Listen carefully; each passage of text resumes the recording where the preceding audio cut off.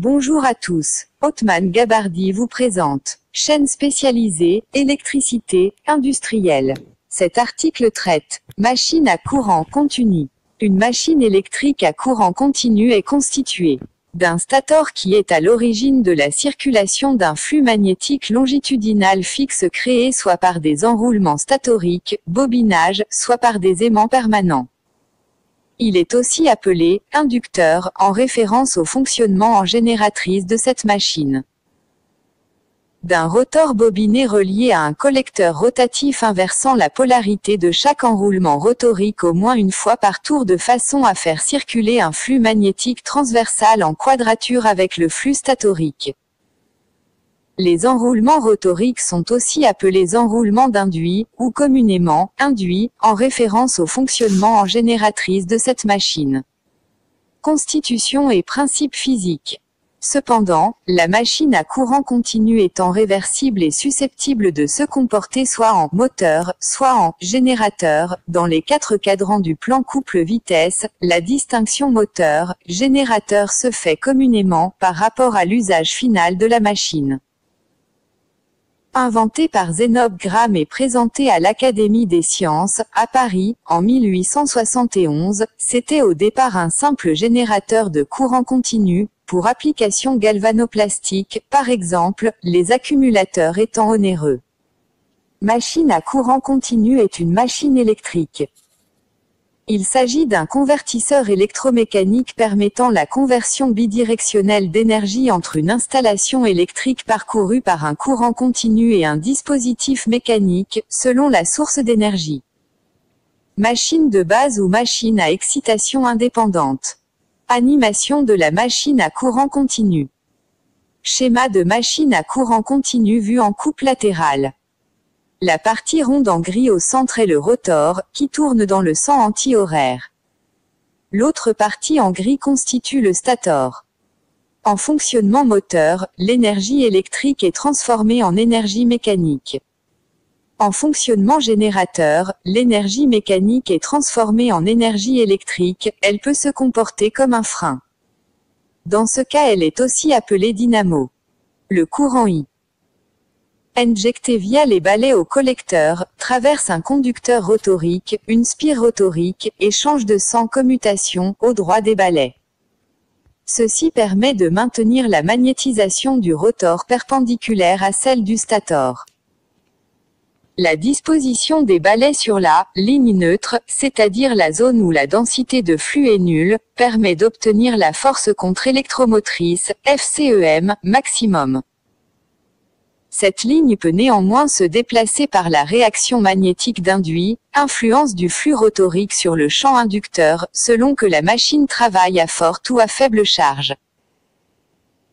Une surtension, due en partie à la mauvaise répartition de la tension entre lames du collecteur et en partie à l'inversion rapide du courant dans les sections de conducteur lors du passage de ces lames sous les balais, risque alors d'apparaître aux bornes de la spire qui commute et de provoquer la destruction progressive du collecteur.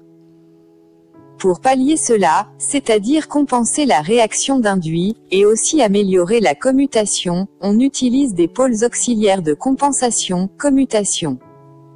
L'existence du couple s'explique par l'interaction magnétique entre stator et rotor. Le champ statorique est pratiquement nul sur les conducteurs logés dans des encoches et n'agit donc pas sur eux. L'origine du couple reste la magnétisation transversale du rotor, inchangée au cours de sa rotation, rôle du collecteur. Un pôle statorique agit sur un pôle rotorique et le moteur tourne. Une manière classique mais simplificatrice de calculer le couple est de s'appuyer sur l'existence d'une force de Laplace, fictive créée par le champ statorique. En fonctionnement moteur, l'énergie électrique est transformée en énergie mécanique. En fonctionnement générateur, l'énergie mécanique est transformée en énergie électrique, elle peut se comporter comme un frein. Dans ce cas elle est aussi appelée dynamo. sur le schéma, et agissant sur les conducteurs rotoriques traversés par le courant d'intensité qui résulte de cette interaction est identique en module pour deux conducteurs rotoriques diamétralement opposés, mais comme ces courants sont en sens inverse grâce au système balai-collecteur, les forces sont aussi de sens opposés. La force ainsi créée est proportionnelle à. Le couple moteur-test donc lui aussi proportionnel à ces deux grandeurs. La tige conductrice traversée au rotor par le courant se déplace soumise au champ statorique.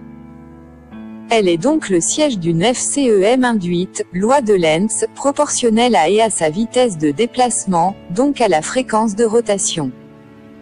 L'ensemble de ces forces contre-électromotrices a pour conséquence l'apparition d'une FCEM globale aux bornes de l'enroulement rotorique qui est proportionnelle à S et à la vitesse de rotation du moteur. Pour permettre au courant de continuer à circuler, il faudra que l'alimentation électrique du moteur délivre une tension supérieure à la force contre-électromotrice induite au rotor. Schéma électrique idéalisé, en mode de fonctionnement moteur. Ce schéma rudimentaire n'est pas valable en régime transitoire. Sont respectivement les résistances du rotor, résistance de l'induit, et du stator, résistance du circuit d'excitation. Ce schéma correspond aux équations électriques suivantes. Au stator, loi d'Ohm, et le champ statorique vaut, la moins exacte des formules de ce paragraphe, car on ne tient pas compte des non-linéarités qui sont importantes et, de plus, on suppose que la machine comporte des enroulements de compensation, commutations qui rendent ce champ indépendant des courants rotoriques. En fait, on fait passer dans ces enroulements de compensation, commutation un courant tel qu'il crée un champ annulant le champ induit au niveau des balais. Ce courant est le courant passant dans l'enroulement d'armature car le champ de commutation doit varier de la même manière que le champ induit. Parenthèse fermante. Au rotor. D'autre part on a deux équations électromécaniques. La force contre-électromotrice, E, où oméga correspond à la vitesse de rotation, ou pulsation, en rad, S relié à la fréquence, nombre de tours par seconde, par la relation F égale frac oméga. Le couple électromécanique, moteur ou résistant R.